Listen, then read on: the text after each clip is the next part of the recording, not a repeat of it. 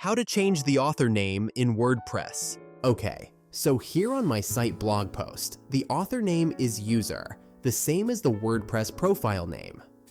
To change this, go to Users.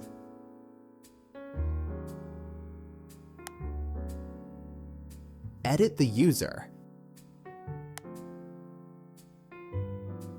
This user already has a name. If you want to change it, you can do so. I'm going to change this to John as an example.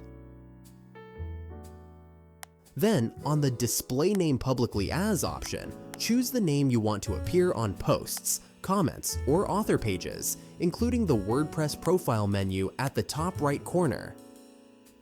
Now, if you want to change the blog author name, go ahead and edit the post.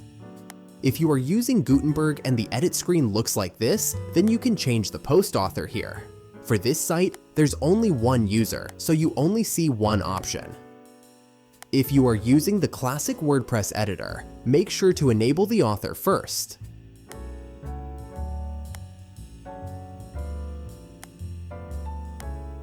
Then, scroll down and change the author.